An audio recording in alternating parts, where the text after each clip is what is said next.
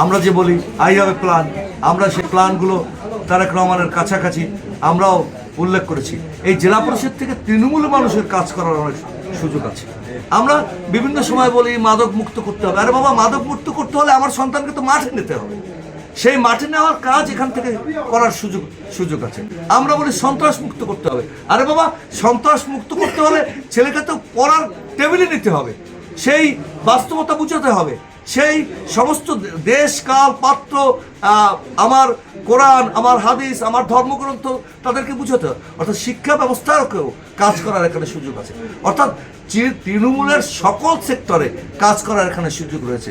আমি আমাদের নেতৃবৃন্দের সাথে আলাপ আলোচনা করি এবং আমাদের এই অঞ্চলের যারা যে অবস্থায় আমাকে বলবে, আমি চেষ্টা করব যে জেলা পরিষদের যতটুকু সুযোগ আছে সব কিছু কাজে লাগিয়ে এখানে একটি, আজকে দেখেন আমাদের কোনো ছেলে ঢাকা বিশ্ববিদ্যালয়, হ্যাঁ হতে পারে 2-4 জন ক্লিক করেছে, কেউ যা আমরা জানি বিচারপতি হয়েছেন, আমাদের সাইফুল ইসলাম, এরকম অনেক জায়গায় অনেক সচিব হয়েছে 2-4-5 জন। কিন্তু ঢাকা বিশ্ববিদ্যালয় আজকে এই সেশনে 50 জন ছেলে ভর্তি হবে না, কিছু শহর থেকে তা হয় না, 2 জন 3 জন 4 জন। অর্থাৎ আমাদের শিক্ষার মানও নাই।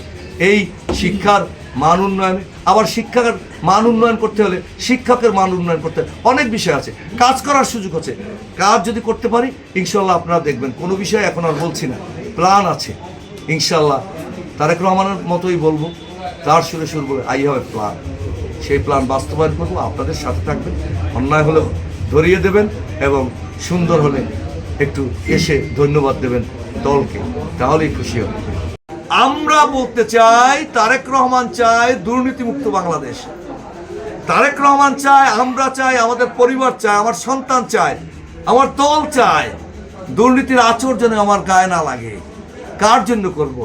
অতএব সততা, দুর্নীতিমুক্ত এবং কর্মঠ একটি জেলা পরিষদ আমি গড়ে তুলতে চাই এবং ইনশাল্লাহ আপনাদের সহায়তায় সেটি পারবো ইনশাআল্লাহ।